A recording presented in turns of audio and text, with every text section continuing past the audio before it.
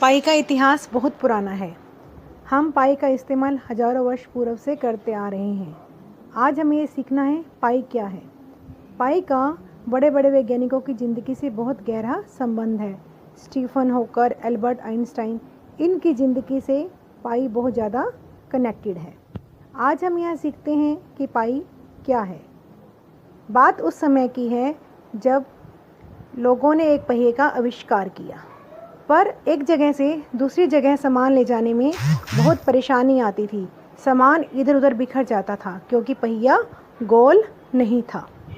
तो धीरे धीरे समय बीता गया और पहिया गोल होता गया, क्योंकि आवश्यकता आविष्कार की जननी है। जब हमें किसी चीज़ की ज़रूरत होती है तो उसकी इन्वेंशन हो जाती है। दूर बैठे सगे संबंधियों से बातचीत करने के लिए फ़ोन का आविष्कार हुआ। अंधेरे को दूर करने के लिए बल्ब का आविष्कार हुआ। इसी तरह जब तक हमें किसी चीज़ की ज़रूरत नहीं पड़ती, हम उसका आविष्कार नहीं करते। ज़रूरत पड़ने पर ही हम नई नई चीज़ों का आविष्कार करते हैं। समय के साथ साथ पहिया गोल होता गया। ये पहिया गोल कैसे? Ratio of circumference and diameter is always a constant number, that is pi.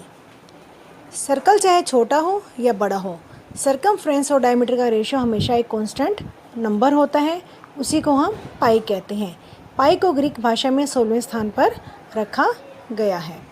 पाई की वैल्यू क्या है? हमें ये जानना है पाई की हमारे दैनिक जीवन में क्या आवश्यकता है।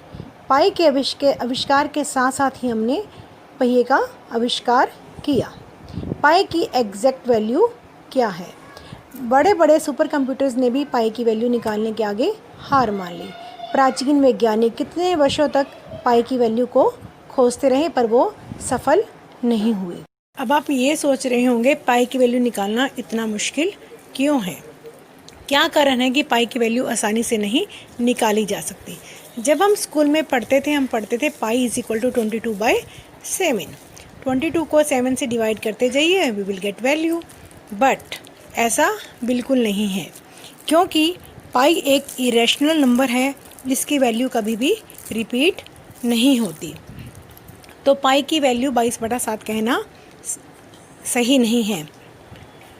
हमें बड़े बड़े आविष्कारों के लिए, सबके लिए पाई की वैल्यू जानना बहुत ज़्यादा ज़रूरी है। यदि हम 22 को 7 से डिवाइड करें तो क्या वैल्यू आती है? इसकी क्या अहमियत है?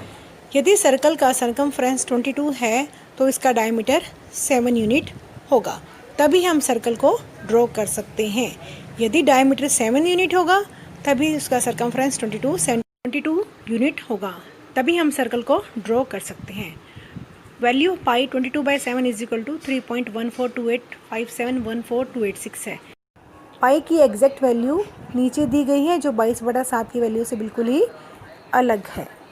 सुपर कंप्यूटर्स ने पाई की वैल्यू 5 ट्रिलियन टाइम्स निकाली है। इसके आगे सुपर कंप्यूटर भी हार गए हैं। पाई को हम कब मनाते हैं? इसके पीछे एक रहस्य है। पाई को किस दिन मनाया जाता है? पाई की वैल्यू 3.14 है,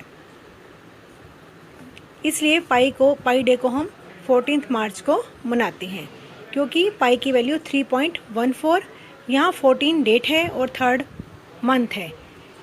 इसके पीछे समय भी फिक्स किया हुआ है। हम इसे 1:59 PM पर मनाते हैं, क्योंकि पाई की वैल्यू 3.14159 है, इसलिए समय 1:59 PM रखा गया है। पाई डे का बड़े बड़े वैज्ञानिकों से भी बहुत ज़्यादा संबंध है।